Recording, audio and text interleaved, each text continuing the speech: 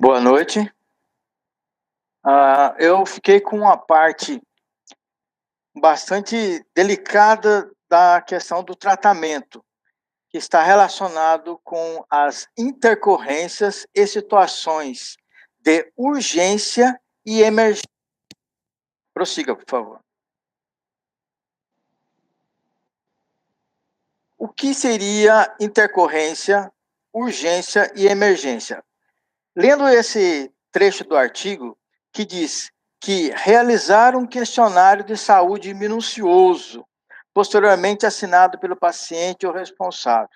O profissional pode designar um espaço para escrever observações complementares sobre o estado de saúde do paciente, relatando, por exemplo, qualquer intercorrência no seu estado físico e emocional, uma vez que alguns fatores podem exacerbar manifestações da doença, tais como gravidez, mudanças hormonais, infecções, emoções, elevações de temperatura corpórea. Então veja que aqui ele cita nesse trecho, né, algumas situações que podem levar a uma intercorrência, ou seja, são fatores que são desfavoráveis que podem acontecer no momento do procedimento que vai vir a complicar o atendimento, né? Vai agravar a patologia que está sendo efetivamente tratada, né?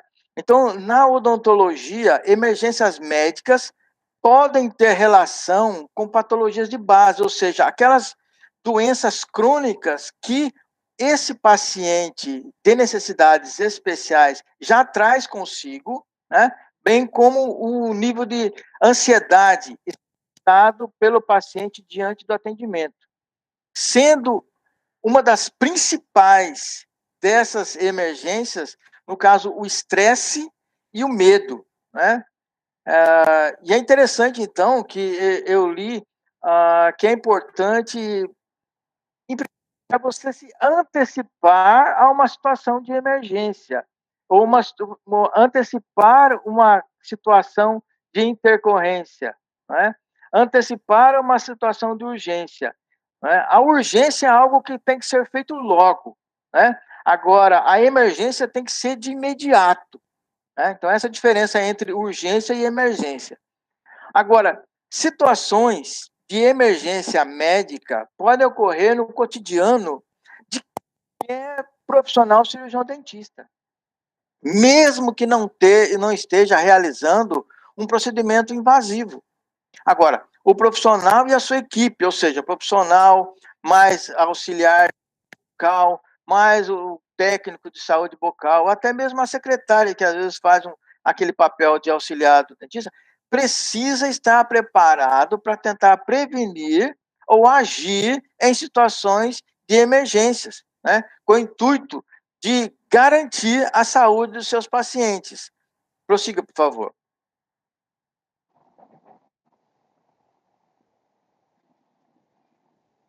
Um ponto-chave, né, do tratamento das emergências médicas e a prevenção é a anamnese. Né? Então, a anamnese, como já foi dito no início da nossa apresentação e dos demais colegas, é um fator primordial para você se antecipar a uma situação. Né? Então, permite colher informações do próprio paciente que possam esclarecer algumas situações que venham a levar uma situação delicada e que, então, possa evoluir para uma situação de urgência e emergência. Então, conhecer o paciente é o ponto-chave, através de uma boa. E se tratando de pacientes com necessidades especiais, é lógico que o próprio paciente vai ter uma dificuldade de interação com o profissional, né? Assim como se fosse uma criança, porque eles têm dificuldade ou de comunicação, no caso de um autista, né? Embora suas funções de sejam normais, às vezes até superdotados, né? Alguns autistas, mas ele tem dificuldade para se comunicar com o profissional e com as pessoas que estão ao seu redor. E no caso de uma criança portadora da síndrome de Down, ela tem um retardo, né? emocional, é estado intelectual. Então, é necessário, então, colher essas informações do acompanhante, do cuidador, para que se possa, então, saber como agir, né? Agora, um autor, Crivello, né, conforme está aí no slide, né, ele diz que todo consultório deve ter uma série de equipamentos e drogas que são essenciais para o manejo das emergências médicas que possam vir a acontecer. Então, ele fala sobre ter esfigmomanômetro, o AMBU, que é o aparelho que faz respiração manual, né? Cilindro de oxigênio, seringa de insulina, oxímetro e outras drogas. Lógico que ele só vai ter esse equipamento e essas substâncias, drogas, se tiver conhecimento técnico para utilizar num caso de emergência. Mas é muito interessante que nós, como futuros cirurgiões dentistas e os cirurgiões dentistas, que sempre procure se aperfeiçoar, né, e estar pronto para agir numa situação de emergência, porque, como nós vamos ver mais à frente, pode fazer a diferença entre a vida e a morte do seu paciente. É lógico que alguém pode dizer assim, mas se tiver uma emergência eu vou ligar para o SAMU, mas há situações que, se não começar um atendimento logo de imediato, quando o SAMU chegar, já pode ser tarde demais, né? Como nós vamos ver na sequência. Então, a situação de caráter emergencial, né, pode ser classificado por diferentes critérios, né? Uma delas, por exemplo, está relacionado com as que o paciente vier a apresentar, né? Então, por sua vez, certas ocorrências apresentam características peculiares, como uma variedade de sintomas em função da sua gravidade. O caso de reações alérgicas, crises hipertensiva arterial, reações à superdosagem das soluções anestésicas, por exemplo, né? Pode seguir, por favor. As intercorrências sistêmicas mais comuns. É lógico que essas intercorrências não estão limitadas apenas aos pacientes de necessidades especiais, né? Mas esses também incluem. Então, por exemplo, em número 1 é a lipotimia, né? O que é lipotimia? Também chamada de pré-síncope, ou vulgarmente chamada de piripaque, né? O que é isso? Representa 60% a 70% dos episódios. É aquela sensação daquele mal súbito que a pessoa tem, né? A pessoa ele tem um quase desmaio, tem um desfalecimento, um quase, geralmente acompanhado de suor frio, vertigem, zumbido nos ouvidos. Então, durante a assistência, o cirurgião dentista deve cessar de imediato o tratamento, removendo todos os objetos da boca do paciente e avaliando o grau de consciência pulso arterial do paciente. O mesmo deve ser colocado em local arejado, de decúbito dorsal e com a cabeça lateralizada, como já foi até citado, né, no caso, por exemplo, semelhante ao que se utiliza com respeito à gestante. Então, vai se fazer a elevação dos pés, dos membros inferiores, né, conhecido como posição de Trendelenburg, para que o sangue circule em maior quantidade no cérebro. Siga, por favor. A segunda situação é a síncope. A síncope, então, é o desmaio propriamente dito, né? É causado por vários estímulos emocionais ou não emocionais, como fome, exaustão, calor. Então, durante a assistência, o cirurgião dentista deve cessar também de imediato o tratamento e tomar as mesmas precauções que ele tomaria no caso da situação anterior, da pré-síncope. Ou seja, vai elevar os seus pés, né? Possível deixar o local bastante arejado e, de uma maneira especial, verificar a questão da respiração. A pessoa vai estar desfalecida, desmaiada. Então, é sugerido que pode pegar, por exemplo, um pouco de um chumaço de algodão, por exemplo, com amônia, para estimular as vias respiratórias, para ver se provoca, no caso, um retorno da consciência daquele paciente. Lógico que isso seria num terceiro momento. Primeiro vai chamar a pessoa pelo nome e tentar outros meios, mas essa é um procedimento que é também indicado. Em terceiro situação, né, é a chamada de hipoglicemia, né, hipocrise hipoglicêmica.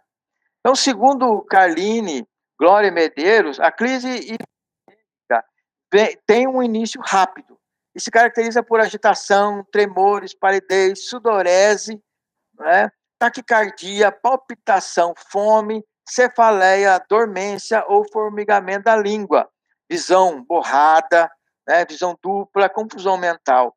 Então, se o paciente se referir a esses sintomas, suspender de imediato o procedimento e oferecer o quê? Carboidrato para ele de rápida absorção, né? Então, se você já sabe que o paciente é um paciente, por exemplo, que tem problema com a parte, é um paciente diabético, você já vai redobrar a sua atenção, né?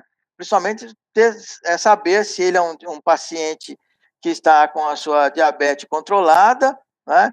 Fazer, se possível, fazer, no caso, a aferição da questão fazer a dosagem da glicemia, no caso, com o aparelho, como é que está. Porque se ele tiver com esses sintomas, né, uma pessoa com uma crise de hipoglicemia pode chegar a um caso muito grave. Então, por isso é importante tomar. Só que não vai logo dar o carboidrato para a pessoa, vai ter que verificar o nível para verificar se realmente é um problema de hipoglicemia, ou seja, a glicose baixou demais nesse paciente. Seguindo, né, nós temos o quarto caso, que é o caso de reações alérgicas ou de hipersensibilidade, né? Então, as reações alérgicas a medicamentos podem envolver qualquer órgão ou sistema, sendo a pele a mais frequente acometida. As reações incluem urticária, erupção, né, macrolupular, erupção bolhosa, dermatite esfoliativa. Nas reações anafiláticas, além das manifestadas reações cutâneas, ocorre também comprometimento cardiorrespiratório e gastrointestinal. Outras formas de reações sistêmicas podem ser comprometimento de membranas mucosas, linfonodos, rins, fígado, pleura, pulmões, articulações e outros órgãos, caracterizando quadros de intensa gravidade. Então, dessas aí, a parte que mais grave, vamos dizer assim, seria o choque anafilático, né? Porque onde ele vai ter uma dificuldade de respirar devido à edemeciação do aparelho respiratório, né? E a pessoa, então, vai sem condições de respirar. Então, tem que tomar as devidas providências, né, de emergência. Então, segundo Malamed, o tratamento inicial de choque anafilático, que evolui com insuficiência cardiovascular, deve-se administrar 0,5 miligrama de pinefrina aquosa, 1 para 1.000, por via subcutânea. Se não houver, em caso de hipotensão, injetar por via endovenosa. O cirurgião dentista deve manter o suporte cardiovascular, monitorando cuidadosamente os sinais vitais, checando a regularidade do pulso para avaliar arritmias. Em caso de hipotensão, colocar o paciente em posição supina na cadeira, elevar as extremidades inferiores, como já foi dito, a posição de Trendelenburg. Agora, além disso, nós temos, para finalizar ainda, o item 5, a crise convulsiva, né? Então, o que é a crise convulsiva?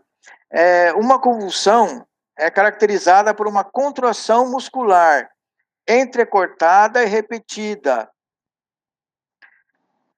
espasmos crônico, que se traduz em abalos musculares, acompanhados ou não pela perda de consciência, que pode ser traduzida não apenas por alterações motoras, que são as convulsões, mas também sensitivas, sensoriais, psíquicas, que vão depender da área cerebral que foi envolvida, né? Segundo Caetano. Nós temos também, de acordo com o Malamed, que caso ocorra uma crise convulsiva durante o tratamento dentário, o dentista deve imediatamente interromper o tratamento, afastar qualquer instrumento cortante ou perfurante e, após a interrupção do procedimento, deverá controlar delicadamente os movimentos involuntários do paciente, sempre protegendo a cabeça. Cessada a convulsão, manter o paciente em repouso de 5 a 10 minutos. E, se possível, administrando oxigênio e monitorando os sinais vitais, né? Agora, vamos para a sexta intercorrência sistêmica mais comum, que é a parada cardiorrespiratória. Então, essa parada cardiorrespiratória é a presença de uma situação de emergência durante a consulta, que exige a suspensão de qualquer procedimento de execução e tomadas específicas para preservar o paciente, visando evitar sequelas sobre funções vitais. Em qualquer situação emergencial, o cirurgião dentista deve seguir o roteiro, que consiste em suspender o tratamento, avaliar o estado de consciência, assegurar que o paciente tenha as vias aéreas desobstruídas, observar a frequência e o tipo da respiração, verificar o pulso arterial e suas características, aferir a pressão arterial e, se o paciente estiver inconsciente, iniciar a prova de reanimação. Agora, muitas vezes, um profissional, ou às vezes até outra pessoa, não sabe como agir nesse momento. Como é que eu vou tratar da parte da respiração do paciente e a massagem que deve ser feita, a massagem respiratória, no caso do coração, massagem cardíaca. O que fazer? Bem, segundo a literatura, diz o seguinte, que a recomendação atual é que todos os socorristas, leigos ou habilitados, devam realizar compressões torácicas em vítimas com parada cardíaca. Enfatiza a qualidade das compressões e a frequência mínima de 100 compressões em 1 minuto. E a forma de minimizar as interrupções da manobra. Agora, se a pessoa não sabe como intercalar a massagem cardíaca com a parte da respiração, diz o seguinte, deve-se concordar que é melhor fazer as compressões torácicas numa vítima de parada respiratória do que não se fazer nada, né? Então, essa é a orientação. O ideal é que o profissional saiba utilizar, no caso, o EMBU, né, para poder auxiliar na parte respiratória. Mas, se não tiver ou não souber como utilizar, é melhor que faça pelo menos a massagem cardíaca enquanto providencia a chegada no caso do SAMU, que vai trazer, no caso, equipamento, desfibrilador, que muitas vezes é necessário para poder socorrer e evitar um mal para esse paciente, né? Agora, nós podemos seguir com as referências, e aqui encerra, no caso, a nossa apresentação.